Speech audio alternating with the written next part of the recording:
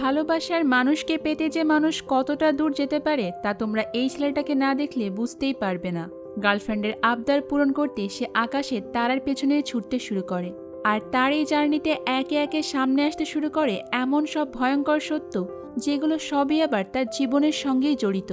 আজকের এই romantic fantasy মুভিতে তোমরা জাদু, দুর্দান্ত সব ফাইটিং সিন, শত্রুতা থেকে শুরু করে অকৃত্রিম ভালোবাসা সবই দেখতে পারবে। তাই আমার রিকোয়েস্ট থাকবে পুরো গল্পটাই মনোযোগ দিয়ে দেখার। কথা দিচ্ছি তোমাদের ভালো লাগবেই। তাহলে চলো শুরু করি কুহেলিকার আজকের গল্প স্টারডাস্ট। তো গল্পটি শুরু হয় আজ থেকে প্রায় 150 বছর আগে ইংল্যান্ডের ওয়াল নামের একটা গ্রামে। আর পাশে আছে একটা বড় পাহাড়। এই পাহাড়ের কাছে আবার আছে অনেক বড় একটা শহর। এইখানেই স্ট্যান্ডহোল নামের একটা বড় ম্যাজিক্যাল ফ্যান্টাসি কিংডম ছিল। এই জাদুর রাজ্যে অনেকেই ভিন্ন ভিন্ন মতলবে বসবাস করত। তবে এই বড় পাথরের পাহাড়ের একটা অংশ বেশ খানিকটা ভাঙা ছিল। এটা দিয়ে খুব সহজেই মানুষ আসা যাওয়া করতে পারবে। তবে এখানে একজন প্রহরীও রাখা আছে, যাতে করে কেউ মূলত এই পাহাড় ভেদ না করে এ পাশ থেকে ওই পাশে যাতায়াত করতে না পারে। অর্থাৎ এই গ্রামে বসবাসরত মানুষরা কেউই ফ্যান্টাসি কিংডমের দেওয়ালের ওপাশে যেতে পারবে না।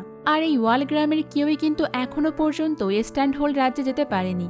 তবে এই গ্রামেই ডাস্টার্ড নামের একটা ছেলে ছোটবেলা থেকেই স্বপ্নে দেখত সে একদিন না একদিন ওই স্ট্যান্ডহোল কিংডমের ভেতরে গিয়ে দেখবে যে সেখানে আসলে কি আছে। ডাস্টার্ড সব সময় চাঁদ আর আকাশের দিকেই তাকিয়ে থাকে। এইসব নিয়ে তার একটু বেশি আগ্রহ কাজ করে।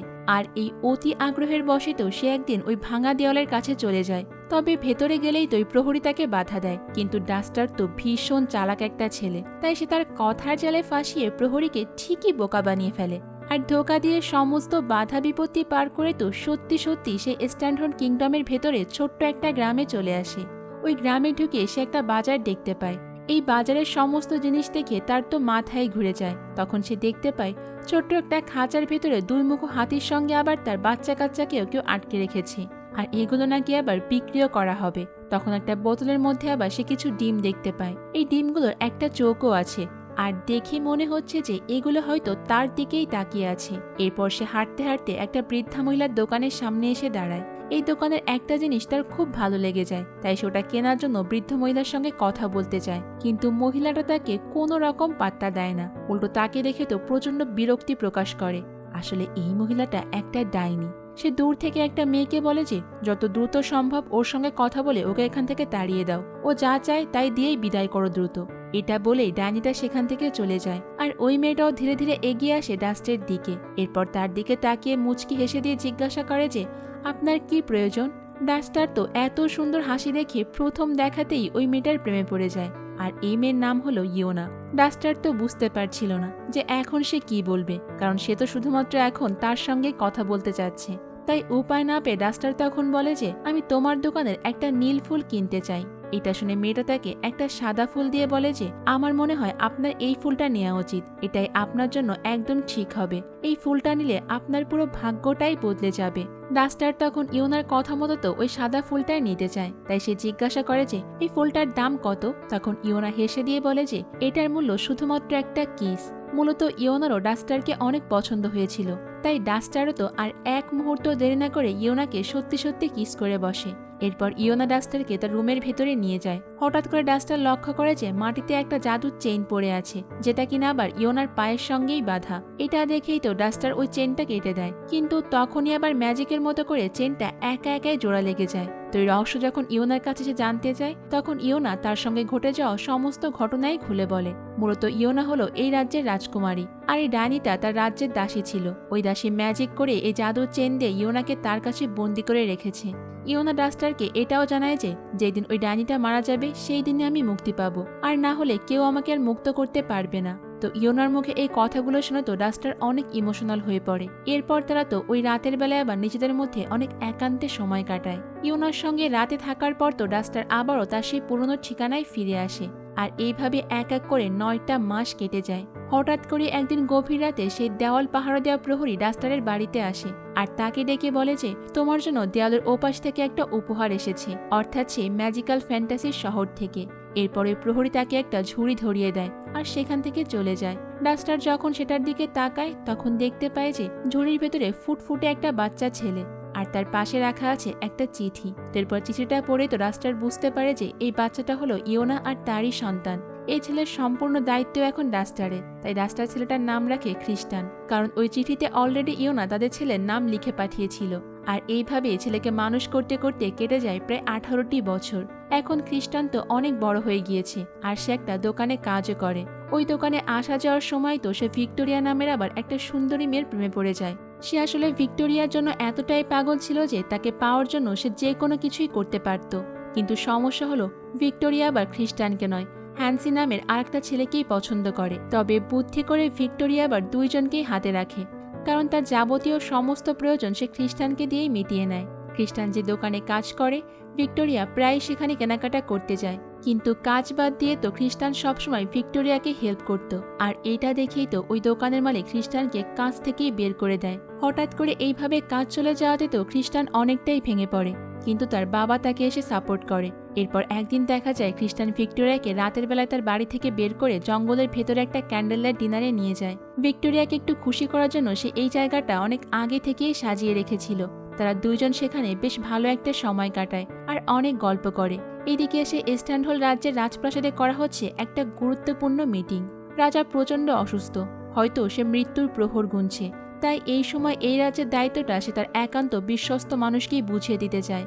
তার সব ছেলেদেরকে ডেকে পাঠানো হয়, তাদের মধ্যে যে সবথেকে বেশি ভরসাযোগ্য তাকেই এই রাজ্যের পরবর্তী রাজা করা হবে। কথা মতো তার ছেলেরা এখানে হাজির হয়ে যায়। রাজা তাদেরকে বলে যে, আমি জানতে চাই তোমাদের মধ্যে কে এই রাজ্যের দায়িত্ব পরবর্তীতে নিতে চাও। তবে তার চতুর্থ ছেলে এখনো এসে পৌঁছায়নি, তাই এই মিটিংটা আবার পুরোপুরি শুরুও করা যাচ্ছে না। রাজার আসলে 7টা ছেলে মেয়ে, 6টা ছেলে আর একটা মেয়ে, আর এই মেয়েটাই হলো ইয়োনা। আর এখান থেকে জানা যায় যে রাজা নাকি এই রাজ্য দখল করেছিল অন্য মানুষদের উপর জুলুম আর অত্যাচার করেই। এই রাজারা নাকি 12 জন ভাই ছিল, আর সবাইকে হত্যা করতে করতে তিনি একাই বেঁচেছিলেন। আর তারপরে সেই এই রাজ্যের রাজা হয়ে যায়। এটা তাদের একটা অদ্ভুত ট্র্যাডিশন, মানে যে অন্যকে মেরে টিকে থাকতে পারবে সেই হবে পরবর্তী রাজা। তো এরপরেই দেখা যায় এখানে থাকা 3 ভাই তাদের একজন ভাইকে ওপর থেকে ঠেলে নিচে ফেলে দেয়। এখন 4 জনের মধ্যে অবশিষ্ট আছে 3 জন। তাদের মধ্যে থেকে একজন হবে ভবিষ্যতের রাজা। তখন রাজা এই সমস্ত কিছু দেখে তো খুব আফসোস করে বলে যে, ইস, এখন যদি আমার মেয়েটাও এখানে থাকতো তাহলে কতই না ভালো হতো। তখন জানা যায় যে রাজার 4 নম্বর ছেলেটা মারা যাওয়ার আগেই তার আরও 2 ছেলে মারা গিয়েছিল, যাদের আত্মা আবার এখনো মুক্তি পায়নি। আর এই আত্মাগুলো তখনই মুক্তি পাবে যখন স্ট্যান্ডহোল্ডে নতুন রাজা আসবে। তো এরপরে যখন রাজা তার গলায় থাকা জাদুর লকেটটা ধরে, তখন লকেটটা তো একদম ঝলমল করে ওঠে। আর তখনই রাজা ঘোষণা দেয় এই স্ট্যান্ডহোল্ড সিংহাসনের আসল উত্তরাধিকারী হবে সে, যে কিনা এই লকেটটাকে খুঁজে আনতে পারবে। এটা বলেই তো রাজা ওই লকেটটা বাইরে ছুঁড়ে মারে, আর তারপর সে ওখানেই শেষ নিঃশ্বাস ত্যাগ করে। লকেটটা তো প্রবল গতিতে আকাশের দিকে ছুটে গিয়ে একটা তারার সঙ্গে গিয়েই ঘর্ষণ খায়। আর এই লকেটটা ছাড়া কিন্তু কেউই সিংহাসনে বসতে পারবে না। এটাই ছিল এই রাজ্যের বিধান। এরপরে তো দেখা যায় ওই লকেটটা তারার সঙ্গে ঘর্ষণ লাগার ফলে আকাশে খুব বড় একটা বিস্ফোরণ হয়। তখন এই তারা সহই তো লকেটটা একটা প্যারালাল ইউনিভার্সে এসে পড়ে। অন্যদিকে তো রাজার বাকি 2 পুত্র পরামর্শ করে বেরিয়ে পড়ে লকেটটা খোঁজার উদ্দেশ্যে। আর এদিকেই তো আমাদের ভিক্টোরিয়ার খ্রিস্টানের এখনও সে ক্যান্ডেল লাইট ডিনার চলছে। ভিক্টোরিয়া তখন খ্রিস্টানকে মিথ্যা কথা বলে যে আর মাত্র 7 দিন পরেই হ্যান্স আমাকে বিয়ের জন্য প্রপোজ করবে। শুধুমাত্র আমাকে প্রপোজ করার জন্যই সে আফ্রিকা গিয়েছিল রিং বানাতে। এইসব শুনেই তো খ্রিস্টানের অনেক খারাপ লাগে। আর ওই সময় আবার আকাশ থেকে সে একটা তারা খসে পড়তে দেখে। তখন খ্রিস্টান ভিক্টোরিয়ার দিকে তাকিয়ে বলে যে, যদি আমি তোমাকে 7 দিন পরে হ্যান্সের দেওয়া রিংয়ের থেকেও দামি কিছু উপহার দিই, তাহলে কি তুমি আমাকে বিয়ে করবে? এই কথা শুনে তো ভিক্টোরিয়া তখন তার দিক তাকিয়ে হেসে বলে যে, তুমি আবার আমাকে কি দেবে? তখন খ্রিস্টান আকাশের দিকে তাকিয়ে বলে যে, আমি তোমাকে ওই তারাটা উপহার দেব। তো এরপরেই দেখা যায় ওই লকেটটা আবার প্যারালাল ইউনিভার্সের মাটিতে এসেই পড়ে। কিন্তু মাটিতে পড়ার সঙ্গে সঙ্গে ওই তারাটা আবার একটা মেয়েতে পরিণত হয়ে যায়। কিছুক্ষণ পর যখন মেয়েটার জ্ঞান ফিরে আসে, তখন সে বোঝার চেষ্টা করে যে সে আসলে কোথায় আছে। এরপর আশেপাশে তাকাতেই বুঝতে পারে যে সে মাটিতে আছড়ে পড়েছে। এত জোরে মাটিতে আছড়ে পড়ার কারণে তো সেখানে বড় একটা গর্তও হয়ে যায়। তখন পাশে থাকা ওই লকেটটা দেখে সে দ্রুত ওই লকেটটাও পরে নেয়। এই মেয়েটার নাম হলো হ্যাভেন। আর এই গর্তগুলো এতটাই গভীর ছিল যে সে চাইলেও এখান থেকে বের হতে পারছিল না। এদিকে খ্রিস্টান ভিক্টোরিয়াকে দেওয়া কথা রাখার জন্য তো ওই ভাঙা দেয়ালের কাছে আসে, একদম তার বাবার মতোই। কিন্তু এই প্রহরী তাকে এইবার বাধা দেয়। আর ওই প্রহরীতে এবার প্রচন্ড সচেতন, যাতে করে কেউ এই দেয়াল পেরিয়ে ওপারে না যেতে পারে। কারণ গতবার তার একটু বেখেয়ালির জন্যই ভুলটা হয়েছিল, তাই সে এইবার আর ওটা কোনোভাবেই করতে চায় না। যার কারণে খ্রিস্টানের শেষমেশ হতাশ হয়ে বাড়িতে ফিরে আসে। আর এই সম্পূর্ণ বিষয়টা তার বাবা ডাস্টারকে খুলে বলে। এই সব কথা শোনার পরেই তো 18 বছর পর এই প্রথমবারের মতো ডাস্টার খ্রিস্টানকে তার মায়ের কথাটা জানায়। খ্রিস্টানকে সে তার মায়ের দেওয়া চিঠি আর এই ব্যাবিলিয়নের মোমবাতিটা এমনকি হোয়াইট ফুলটাও দিয়ে দেয়। ওই চিঠিটা পড়ে খ্রিস্টান প্রতিজ্ঞা করে যে যেভাবেই হোক সে তার মাকে খুঁজে বের করবে। এই চিঠিতেই আবার ব্যাবিলিয়নের মোমবাতির সঠিক ব্যবহার লেখা ছিল। যদি কেউ মোমবাতিটা জ্বালিয়ে মনে মনে কোনো স্থানের কথা বলে তাহলে এই ব্যাবিলিয়নের মোমবাতিটা তাকে ঠিক সেখানেই নিয়ে যাবে। এই কথা পড়ে তো খ্রিস্টান এটা সত্য কিনা যাচাই করার জন্য সে মোমবাতিটা জ্বালায় আর তার মায়ের কথাই মনে করতে থাকে। তবে এমন সময় হঠাৎ করে আবার তার ভিক্টোরিয়ার কথাও মনে পড়ে আর সঙ্গে সঙ্গেই তো সে উড়ে এসে ওই খসে পড়া তারাটা যেখানে পড়েছিল সেখানে ওই মেয়েটার গায়ের উপর এসেই পড়ে। এমন সিচুয়েশনে খ্রিস্টান তো প্রচন্ড অবাক হয়ে যায়। তবে এই মেয়েটাকে প্রথম দেখেই তো তার রূপে সে পুরো মুগ্ধ হয়ে যায়, কারণ এই মেয়েটাকে আসলেই দেখতে খুবই সুন্দর, এমনকি তার শরীর থেকে তারার মতো আলোর ঝলকানিও দেখা যাচ্ছিল। খ্রিস্টান তো প্রথমে মেয়েটাকে তার মাই ভেবে বসে, কিন্তু পরবর্তীতে তার ধারণা ভুল হয়ে যায়। মেয়েটা তাকে পরিচয় দিয়ে বলে যে আমার নাম হ্যাভেন, আর খ্রিস্টানকে জিজ্ঞাসা করে যে কোন দিক থেকে তোমাকে আমার মায়ের মতো মনে হয় বলো তো। আর এরপরেই তো হ্যাভেন খ্রিস্টানকে বুঝিয়ে বলে যে কিভাবে সেই লকেটটার ধাক্কায় তারা খসে পড়ার সঙ্গে সঙ্গে এখানে এসে পড়েছে। খ্রিস্টানও তখন তার সঙ্গে অনেকক্ষণ কথা বলে, আর এইভাবেই আস্তে আস্তে তাদের দুজনের মাঝখানে অনেক ভালো একটা বন্ধুত্বপূর্ণ সম্পর্ক হয়ে যায়। অন্যদিকে দেখা যায় রাজাসী ছেলেরা তো এখনও তার বাবা ছুঁড়ে মারা ওই লকেটটাই খুঁজে বেড়াচ্ছে। এদিকে আমরা আবার 3 জন ডাইনিকে দেখতে পাই। এরা আপন 3 বোন। এদের মধ্যে লামিয়া আকাশ থেকে সেই দিন ওই খসে পড়া তারাটা দেখেছিল, তাই সে তার বোনদেরকে তো মিথ্যা প্রলোভন দেখাতে শুরু করে। তারা যদি ওই খসে পড়া তারাটা খুঁজে বের করে তার ভেতর থেকে হাড়টা বের করে খেতে পারে তাহলে নাকি তারা চির যৌবন ধরে রাখতে পারবে। তারা নাকি এত বছর ধরে অপেক্ষা করছে কবে আকাশ থেকে একটা তারা খসে পড়বে। আসলে এই বাকি 2 বোনের থেকে লামিয়া অনেকটা বেশি চালাক, তাই সে তার 2 বোনকে ঠকিয়ে তো গত 200 বছর আগে খসে পড়া একটা তারা হৃদয়ের কিছুটা অংশ খেয়ে তার ভেতরে যৌবন ফিরিয়ে আনে। কারণ তরুণী না হলে তারা আবার বাইরে গিয়ে ওই তারা খুঁজে আনতে পারবে না। তবে ওই তারার হাড়টা এতটাই ছোট ছিল যে সে মাত্র অল্প কিছুদিনের জন্য যুবতী থাকতে পারবে, কারণ প্রতিবার জাদু প্রয়োগ করার পরপরই তার ডাইনি রূপটা প্রকাশ্যে আসতে শুরু করবে। তো ওইদিকে খ্রিস্টানকে তো এখনো হ্যাভেনের সঙ্গেই দেখা যায়, আর এতক্ষণে তারা কথা বলতে বলতে বুঝতে পেরেছে যে হ্যাভেনই হলো সেই খসে পড়া তারাটা। এরপর সে তার মায়ের দেওয়া ওই জাদুর চেনটার সঙ্গে হ্যাভেনকে বেঁধে তার সঙ্গে নিয়ে যেতে চায়, কারণ সে তো এই খসে পড়া তারাটাকে দিয়ে ভিক্টোরিয়াকে খুশি করতে চাচ্ছিল। খ্রিস্টান তখন বুদ্ধি করে হ্যাভেনকে বলে যে তুমি যদি আমার সঙ্গে যাও তাহলে আমি আমার মায়ের জাদুর মোমবাতিটা তোমাকে দিয়ে দেব, যেটা দিয়ে তুমি যেখানে যাও ওখানেই যেতে পারবে, আর এটা দিয়ে তুমি কিন্তু সহজে তোমার বাড়িও চলে যেতে পারবে। এই কথা শুনেই তো হ্যাভেন খ্রিস্টানের সঙ্গে ভিক্টোরিয়ার কাছে যেতে রাজি হয়ে যায়। এদিকে ওই ডাইনি লামিয়া তো সে আকাশ থেকে খসে পড়া তারাটা খুঁজতে বেরিয়ে পড়ে। তাকে দেখতে পুরো সুস্থ স্বাভাবিক মানুষের মতোই মনে হচ্ছিল, কিন্তু যত দ্রুত সম্ভব তাকে ওই তারাটা খুঁজে বাড়িতে ফিরে ওটার মধ্য থেকে হৃৎপিণ্ডটাকে খেয়ে সারা জীবনের মতো যৌবন ধরে রাখতে হবে। তো মাঝপথে আসতেই তার সঙ্গে একটা রাখাল ছেলের দেখা হয়ে যায়। তখন সে ছাগল নিয়ে মাঠের দিকেই যাচ্ছিল। দূর থেকে লামিয়া তাকে দেখতে পেয়ে তো তার মাথায় একটা শয়তানি বুদ্ধি আসে। আসলে এতটা পথ পাড়ি দেওয়ার জন্য তার একটা গাড়ির প্রয়োজন, সে তো আর পায়ে হেঁটে যেতে পারবে না, তাই সে তার কাছে থাকা ম্যাজিক দিয়ে রাখাল ছেলেটাকে একটা ছাগলই বানিয়ে ফেলে। এরপর লামিয়া ওই 2টো ছাগল দিয়ে একটা গাড়ি বানিয়ে সেটাতে করে সামনের দিকে দ্রুত এগোতে থাকে। লামিয়া কিছুটা দূর আসতেই তো সেখানে তার সঙ্গে আরেকটা ডাইনির দেখা হয়ে যায়। এই ডাইনিটাই কিন্তু খ্রিস্টানের মা ইয়োনাকে বন্দি করে রেখেছে, কিন্তু সে তো ভালো করেই জানে যে লামিয়া কত বড় ডেঞ্জারাস একটা ডাইনি, তাই সে লামিয়াকে প্রচন্ড ভয় পায়। আর লামিয়া যেভাবে কাজ করতে বলে ওইভাবেই কাজ করে। লামিয়া তখন তার কাজ দেখে বেশ খুশি হয়ে যায়। তবে সে ভুলবশত তখন আকাশ থেকে খসে পড়া তারার ব্যাপারটা ডাইনিকে বলে দেয়। এটা জানতে পেরে তো ওই ডাইনিটা আকাশ থেকে খসে পড়া তারাটার জন্য অনেক আফসোস করতে থাকে, আর লামিয়ার সামনে বলে ফেলে যে ইস, আমিও যদি ওই খসে পড়া তারাটা পেতাম তাহলে তার হৃৎপিণ্ডটা খেয়ে আরো শক্তিশালী হতে পারতাম, এমনকি যৌবনও ধরে রাখতে পারতাম। তার এরকম আফসোস দেখে তো লামিয়া বুঝতে পারে যে এই ডাইনির মধ্যে লোভ কাজ করছে। তাই লামিয়া তখন ম্যাজিক করে ডাইনিটাকে এমন করে রাখে যে ওই তারাটা তার খুব কাছাকাছি আসলেও সে যেন কোনোভাবে বুঝতে না পারে। তো অন্যদিকে তো জঙ্গলের পথ ধরে হ্যাভেন খ্রিস্টানের সঙ্গে অনেকটা দূর হেঁটে আসার পর খুবই টায়ার্ড হয়ে যায়। সামনের দিকে আর সে কোনোভাবেই হাঁটতে পারছে না, তাই সে বড় একটা গাছের নিচে কিছুক্ষণ রেস্ট নেওয়ার জন্য বসে পড়ে। আর খ্রিস্টানকে বলে যে তার জন্য খাবার নিয়ে আসতে। খ্রিস্টানেরও আসলে অনেক ক্ষুধা লেগে গিয়েছিল, কারণ সেও গতকাল থেকে কিছুই খায়নি। এরপরে খ্রিস্টান হ্যাভেনকে ওই গাছের সঙ্গে সে ম্যাজিক্যাল চেইনটা দিয়ে বেঁধে রাখে আর খাবার খুঁজতে বেরিয়ে পড়ে। অনেকক্ষণ যাবৎ খ্রিস্টানের জন্য অপেক্ষা করতে করতে হ্যাভেন তো ওই গাছের নিচেই ঘুমিয়ে পড়ে। এরপর যখন তার ঘুম ভাঙে তখন দেখতে পায় যে রাত নেমে এসেছে, কিন্তু এখনো পর্যন্ত খ্রিস্টান তার জন্য কোনো খাবার নিয়ে আসেনি।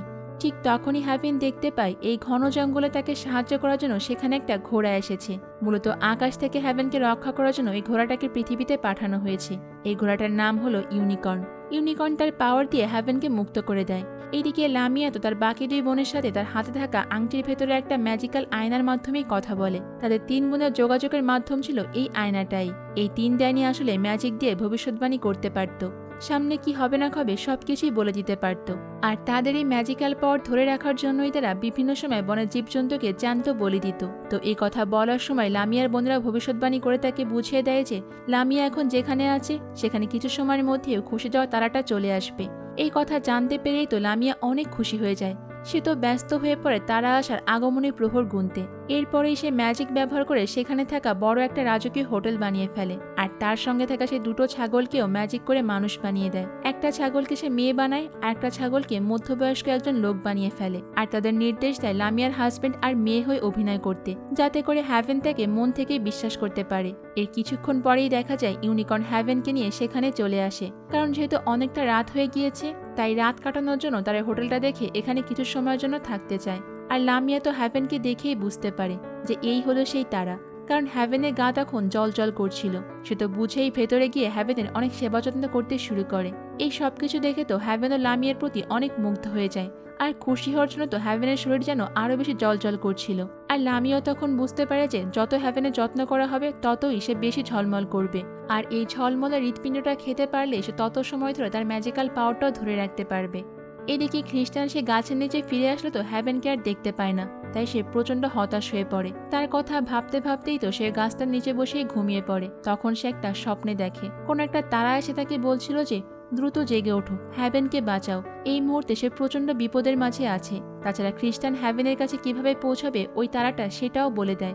এক্ষণে তোমার পাশে একটা ঘোড়ার গাড়ি যাবে, তুমি যেভাবেই হোক ওই গাড়িতে উঠে বসবে, কারণ তোমাদের লক্ষ্য কিন্তু একটাই। এই স্বপ্ন দেখেই তো খ্রিস্টানের দ্রুত ঘুম ভেঙে যায়। তবে আশেপাশে খোঁজাখুঁজি করার পরও সে কাউকে কোথাও দেখতে পায় না। কিন্তু একটু পরে সত্যি সত্যি একটা ঘোড়ার গাড়ি সেখান থেকেই যাচ্ছিল। তাই খ্রিস্টানও আর এক মুহূর্ত দেরি না করে দৌড়ে গিয়ে ঘোড়ার গাড়িতে উঠে পড়ে। তবে এই গাড়িটা কিন্তু আর কারো নয়, বরং খ্রিস্টানের মামাদেরই, মানে ওই রাজার ছেলেদের। খ্রিস্টান তখন তাদেরকে সাহায্য করবে বলে জানিয়ে কোনো মতে কনফারেন্স করে ফেলে আর গাড়িতে উঠে পড়ে। গাড়িতে ওঠার পর তো খ্রিস্টান সেখানে রাজার বাকি ছেলেদের মৃত আত্মাদেরকেও দেখতে পায়। তবে আশ্চর্যের ব্যাপার হলো তারা তো আসলে কেউ কাউকে চেনে না। তো এইভাবেই তারা কিছুক্ষণ পর পৌঁছে যায় লামিয়া সেই রাজকীয় হোটেলে। খ্রিস্টানরা তো এই রাতটা হোটেলে থাকারই সিদ্ধান্ত নেয়, কারণ তারা সবাই অনেক ক্লান্ত।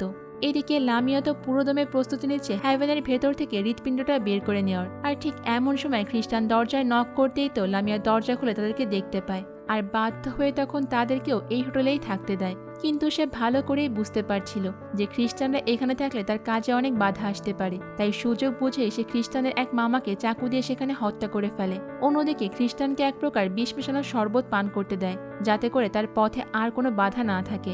এরপর যখন খ্রিস্টানের শরবতটা পান করতে যাবে, তখনই তো ইউনিকর্ন দূর থেকে দৌড়ে এসে লাথি মেরে খ্রিস্টানের হাত থেকে শরবতের গ্লাসটা ফেলে দেয়। এটা দেখেই তো লামিয়া অনেক রেগে যায় আর রাগের বশে তো সে চারপাশে আগুন লাগিয়ে দেয় আর দ্রুত হ্যাভেনের কাছে গিয়ে জোর করে তার হৃদয়টা বের করে নিতে চায়। তবে খ্রিস্টান তো কোনো মতে এটা হতে দিতে পারে না। সে ওটা জ্বালিয়ে হ্যাভেনকে বলে যে তুমি তোমার বাড়ির কথা চিন্তা করো। আর এইভাবেই মুহূর্তের মধ্যে তারা দুইজনে সেখান থেকে গায়েব হয়ে যায়। লামিয়া আর তাদের কিছুই করতে পারে না। এদিকে হ্যাভেন আর খ্রিস্টান তো দুইজনে এখন একটা মেঘের উপরে এসে আটকে পড়ে, কারণ দুইজনেই তো মোমবাতি জ্বালিয়ে যার যার নিজের বাড়ির কথাই চিন্তা করছিল। যেহেতু হ্যাভেনের বাড়ি আকাশে আর খ্রিস্টানের বাড়ি মাটিতে, তাই তারা মাঝ বরাবর মেঘের মধ্যে আটকে পড়ে। আর এটা নিয়েই তারা ওই সময় আবার একে অপরের সঙ্গে ঝগড়া করতে শুরু করে। কিন্তু ঠিক তখনই সেখানে উড়ন্ত কিছু দস্যুরা এসে তাদেরকে আটকে ফেলে আর হাত পা বেঁধে তো একটা জায়গায় নিয়ে যায়। তখন হ্যাভেন খ্রিস্টানকে বলে যে ভালোবাসাকে কখনো কিছু দিয়ে কিনে নেওয়া যায় না। কিন্তু তার এই কথায় বিরোধিতা করে খ্রিস্টান বলে যে আমি তো ভালোবাসাকে কিনে নিচ্ছি না, বরং সেটাকে প্রকাশ করতে একটা তারা শুধুমাত্র দিতে চেয়েছি। আর এটা শুনে হ্যাভেন বলে যে তাহলে তোমার ভালোবাসা প্রকাশ করার জন্য ভিক্টোরিয়া কি করেছে? তবে এইবার তো খ্রিস্টান আর কোনো উত্তর দিতেই পারে না। এদিকে প্রথমে তো এই দস্যুরা তাদের উপর অনেক অত্যাচার করে, কিন্তু এই দস্যুদের লিডার শেক্সপিয়ার যখন তাদের দুজনকে দেখে তার অনেক মায়া লাগে। সে তাদেরকে ছেড়ে দেয়, এমনকি নতুন নতুন জামা কাপড়ও কিনে দেয়, তাদেরকে ভালো মন্দ খেতেও দেয়। এরপর সে খ্রিস্টানকে বিভিন্নভাবে অস্ত্র চালানো শেখায় আর হ্যাভেনকে তো নাচের প্র্যাকটিস করায়। কিন্তু শেক্সপিয়ার তখন হ্যাভেনকে দেখে বলে যে তুমি কে, আমি কিন্তু সেটা ভালো করেই জানি। নিজের ইমোশনকে কন্ট্রোল করো, না হলে কিন্তু তোমার পরিচয় জানতে পেরে যে কেউ তোমার ক্ষতি করে দিতে পারে। এদিকে রাজার এক ছেলের মৃত্যুর খবর তো তার বেঁচে থাকা আর একজন ভাই জানতে পারে। সেখানেই পৌঁছে তার ভাইয়ের মৃতদেহ দেখে তো সে মনে মনে আবার একটু খুশি হয়ে যায়, কারণ যেহেতু এখন তার সব ভাই মারা গিয়েছে, তাই ওই সিংহাসনের উত্তরাধিকার এখন শুধুমাত্র সে একাই। তবে রাজা হতে হলে তাকে আগেই ম্যাজিক্যাল লকেটটা খুঁজে বের করতে হবে, কারণ তার যে ভাইগুলো মারা গিয়েছে তাদের আত্মা এখন তার সঙ্গেই ঘোরাফেরা করে। তাই সে যতদিন না পর্যন্ত ওই লকেটটা খুঁজে বের করতে পারবে ততদিন তো ওই আত্মাগুলো তার সঙ্গেই থাকবে। তো ওই রাজকুমার যখন লকেটটা খুঁজতে বেরিয়ে পড়ে তখন মাঝপথে এসেই তো লামিয়া ডাইনি যে মানুষটাকে ছাগল করে রেখেছিল তাকে দেখতে পায়, আর তাকে অস্ত্রের মুখে ফেলে সমস্ত সত্যি কথাটাই বলিয়ে নেয়। তখন জানতে পারে যে তার বাবার ছড়ে দেওয়া সেই লকেটটা একটা তারার কাছেই আছে। কোনোভাবে যদি এখন তারাটাকে খুঁজে পেয়ে তার হৃৎপিণ্ডটাকে সে খেয়ে ফেলে তাহলে নাকি সে অমর হতে পারবে। এটা শুনেই তো তার মধ্যে আবার লোভ কাজ করতে শুরু করে, তাই সে দ্রুতই লকেটের সন্ধানেই বেরিয়ে পড়ে। অন্যদিকে তো শেক্সপিয়ার হ্যাভেন আর খ্রিস্টানকে একটা নিরাপদ জায়গায় এনে ছেড়ে দেয়। তবে রাস্তায় আসতেই তারা বুঝতে পারে যে তারা একে অপরকে অনেকটা পছন্দ করতে শুরু করেছে। আর ঠিক ওই সময় রাস্তায় তাদের একটা ডাইনির সঙ্গে দেখা হয়ে যায়, আর এই ডাইনিটার কাছেই বন্দি আছে খ্রিস্টানের মা। তারা দুইজন তো ওই ডাইনিটার ঘোড়ার গাড়িতে একটু লিফট চায়। এদিকে লামিয়ার করা ওই ম্যাজিকের কারণে তো ডাইনিটা তার পাশে হ্যাভেন থাকলেও তাকে ঠিক মতো চিনতে পারে না, মানে বুঝতে পারে না যে এটাই হলো সেই খসে পড়া তারা যার পেছনে সবাই পড়ে আছে। আর ডাইনিটা তখন খ্রিস্টানের কাছে তার বাবার দেওয়া ওই ফুলটা, মানে যেটা ইয়োনা তাকে দিয়েছিল, সেটা দেখতে পায়। এটা দেখেই তো সে তাকে লিফট দিতে রাজি হয়ে যায়। এদিকে এই সবকিছুই আবার ইয়োনা দেখছিল, কিন্তু সে কিছুই করতে পারছে না, কারণ ওই ডাইনিটা তাকে একটা পাখি বানিয়ে রেখে দিয়েছে। আর সে হ্যাভেনের গলায় ওই লকেটটা দেখেও বুঝতে পারে যে সে কোনো সাধারণ মানুষ নয়, ও হচ্ছে সেই খসে পড়া তারা। কিন্তু ইয়োনা এতটুকু জানে যে ডাইনিটা তার ছেলের কোনো ক্ষতি করতে পারবে না, কারণ তার ছেলের কাছে যে ম্যাজিক্যাল ফুলটা আছে ওটা থাকলে কোনো জাদুই তার উপর কাজ করবে না। তবে ওই ডাইনিও তো কম শয়তান নয়, সে কিছু একটা বুঝিয়ে তখন খ্রিস্টানকে একটা ইঁদুর বানিয়ে ফেলে আর তাকে বন্দি করে তার সঙ্গে নিয়ে চলে যায়। এখন তো হ্যাভেনের আর কিচ্ছু করার নেই, তাই সেও ওই ডাইনির সঙ্গে ঘোড়ার গাড়িতে উঠে পড়ে। আর যেহেতু এখন খ্রিস্টান মানুষ না একটা ইঁদুর হয়ে গিয়েছে, তাই এই সুযোগে হ্যাভেন খ্রিস্টানকে তার মনের কথাটা বলে দেয় যে আমি তোমাকে অনেক বেশি ভালোবাসি। এরপর কিছুটা দূর আসার পরে তো ডাইনিটা খ্রিস্টানকে আবারও আগের রূপে ফিরিয়ে দেয়। খ্রিস্টান আর হ্যাভেন তো এখন অনেক খুশি, আর আজকের রাতটা কাটানোর জন্য তারা সেখানকার একটা হোটেলেই আসে। কিন্তু সমস্যা হলো খ্রিস্টানের মনে হ্যাভেনের জন্য একটু জায়গা তৈরি হলেও সে আবারও ভিক্টোরিয়ার কথাই ভাবতে থাকে। তাই সে দ্রুত রেডি হয়ে পরের দিন সকালবেলায় বের হয়ে যাওয়ার আগে আবারও হ্যাভেনের কাছেই আসে। তবে ঘুমন্ত অবস্থায় দেখে তাকে আর ডাকে না, উল্টো তার মাথা থেকে কিছুটা চুল কেটে নিয়ে ভিক্টোরিয়ার কাছেই আসে। কিছুক্ষণ পর খ্রিস্টান ভিক্টোরিয়াকে সে চুলগুলো দিয়ে প্রপোজ করে, কিন্তু তখন সে জানতে পারে যে 7 দিনের মধ্যেই নাকি ভিক্টোরিয়া হ্যান্সকে বিয়ে করে নিয়েছে, অর্থাৎ ভিক্টোরিয়া খ্রিস্টানের সঙ্গে প্রতারণা করেছে। কিন্তু এরপরেও খ্রিস্টান ভিক্টোরিয়াকে ক্ষমা করে দেয় আর তার জন্য আনাও চুলটা ভিক্টোরিয়াকে দিয়ে আসে। কিন্তু সে এটা দেখতে পায় না যে তার আনা চুলগুলো অলরেডি ছাই হয়ে গিয়েছে। আর এটা জানতে পারার পর তো খ্রিস্টান তখন ভালো করেই বুঝতে পারে যদি ভুলক্রমে হ্যাভেন তার এই পৃথিবীতে চলে আসে তাহলে সে জ্বলে পুড়ে ছাই হয়ে যাবে। তো খ্রিস্টান তো এবার দৌড়ে হ্যাভেনের কাছেই ছুটে আসতে থাকে, কারণ সে খ্রিস্টানকে খুঁজতে খুঁজতে ভুলেও যেন এই পৃথিবীতে পা না দেয়। এদিকে হ্যাভেনের যখন ঘুম ভাঙে তখন সে তো খ্রিস্টানকে হোটেলের কোথাও দেখতে পায় না। ওই হোটেল মালিক তখন হ্যাভেনকে জানায় যে খ্রিস্টান নাকি ভিক্টোরিয়ার কাছে চলে গিয়েছে। এটা জানতে পেরে তো হ্যাভেন অনেক কষ্ট পায় আর ওখান থেকে খ্রিস্টানের গ্রামের দিকে আসতে শুরু করে। তবে বাজারেই তো খ্রিস্টানের মা হ্যাভেনকে দূর থেকে দেখে ফেলে আর বারবার চিৎকার করে তাকে আটকানোর জন্য। কিন্তু হ্যাভেন যেন অন্য একটা জগতেই হারিয়ে গিয়েছিল, তার কানে কোনো প্রকার শব্দই পৌঁছাচ্ছিল না। তো এক পর্যায়ে তো এরপর ইয়োনা ওই ডাইনিকে তার গাড়ির মধ্যে আটকে দেয় আর ঘোড়ার গাড়িটা নিয়ে হ্যাভেনকে আটকানোর জন্যই ছুটে যায়। আর একদম শেষ মুহূর্তে যখন হ্যাভেন ওই দেওয়ালটা ক্রস করবে তখন পেছন থেকে এসে ইয়োনা তাকে আটকে দেয়। এমনকি সে হ্যাভেনকে জানিয়ে দেয় যে আমি খ্রিস্টানের মা। কিন্তু ঠিক ওই সময় আবার ডাইনিটা তার দরজা ভেঙে বেরিয়ে আসে আর ইয়োনাকে টেনে নিয়ে যায়, কারণ সে হ্যাভেনকে দেখতে পাচ্ছিল না। তবে ঠিক সেই সময় আবার লামিয়া সেখানে চলে আসে, কিন্তু হ্যাভেনকে ধরতে গেলেই দেখা যায় যে ধীরে ধীরে তার মধ্যে সে বৃদ্ধ হওয়ার ছাপ দেখা যাচ্ছে, কারণ সে তার কাছে থাকা পাওয়ার দিয়ে অলরেডি অনেক ম্যাজিক করে ফেলেছে। আর লামিয়ার সঙ্গে তখন ওখানে থাকা ডাইনিটার কথায় কথায় অনেক ঝগড়া লেগে যায় আর এক পর্যায়ে লামিয়া ম্যাজিক দিয়ে তো ডাইনিটার গলাটাই কেটে ফেলে আর ডাইনিটা ওখানে মারা যায়। আর সঙ্গে সঙ্গে দেখা যায় যে এতদিন যে ম্যাজিক্যাল চেন দিয়ে সে ইয়োনাকে বন্দি করে রেখেছিল ওটাও ভ্যানিশ হয়ে যায় আর ইয়োনাও অবশেষে মুক্তি পেয়ে যায়। কিন্তু সমস্যা হলো ইয়োনা ওই চেন থেকে মুক্তি পেলেও তো লামিয়ার হাত থেকে মুক্তি পায় না, কারণ সে হ্যাভেন আর ইওনাকে বন্দি করে তো তার আস্তানায় নিয়ে যায়। তবে এই সব কিছু আবার ওই বৃদ্ধ প্রহরী দেওয়ালের পাশ থেকেই দেখে ফেলে। এরপর যখন সেখানে খ্রিস্টান আসে তখন ওই প্রহরী এবার তাকে বাধা না দিয়ে সবটা খুলে বলে। খ্রিস্টান তখন তো দ্রুত লামিয়ার মহলে চলে আসে আর বেঁচে থাকা তার একমাত্র মামাকেও দেখতে পায়। তারা দুইজন তখন একসঙ্গে ডাইনিদের সঙ্গে লড়াই করতে শুরু করে।